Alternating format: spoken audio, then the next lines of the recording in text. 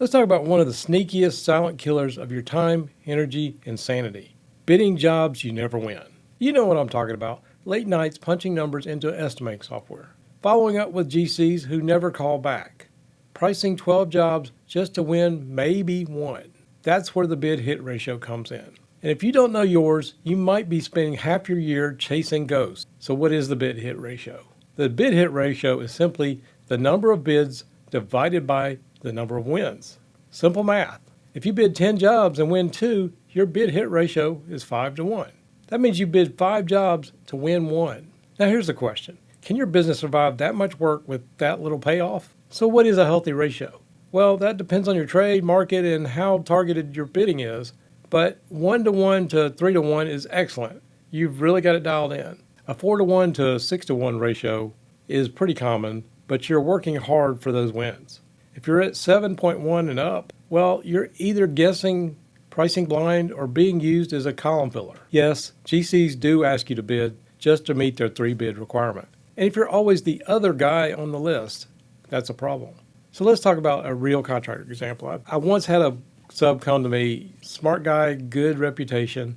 He was bidding like a machine, said yes to everything, but he only landed 1 out of every 9 jobs. He wasn't tracking that. He just knew he was busy and broke. We looked at his time spent on his estimates. He was spending 15 hours per week on bidding, and 90% of it was for nothing. So we changed his approach. Stopped bidding cold leads. We also pre-qualified every GC before sending a price. We focused on repeat clients and niches that he actually won. And guess what? Within 3 months, his bid hit ratio tightened to 3-1. Same number of wins, but way less waste in the process. So how can you improve your bid hit ratio? Well, number one, you can pre-qualify your targets. You can ask, is this GC serious? Have they worked with you before? Are they just fishing for a cheap number? Number two, you can track every bid and outcome. You can't fix what you don't measure. Use a simple spreadsheet or a CRM. Number three, you can analyze your win patterns. So ask yourself, what size of job do you win most? Or which GCs actually award you work? Focus there. Number four, I would say no to no-win bid. It's better to skip a time waster than to lowball and regret it later. And number five, follow up like a pro. Ghosting doesn't mean no. Sometimes it means we forget. Stay on it. So now let's talk about the hidden cost of losing bids. Every bid you submit costs you time and money. Time estimating, time chasing subs, time following up. If your ratio is out of control, you're just spinning your wheels. Wasted bids are unpaid labor. They don't build your pipeline.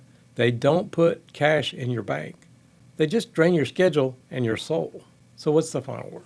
Here's the truth most contractors don't want to hear. Being busy bidding is not the same as building a business. A bad bid hit ratio tells you your sales system is broken. It means you're chasing leads instead of closing work, burning daylight instead of building margin. So track the number, tighten the process, and remember, you don't get paid to bid, you get paid to build.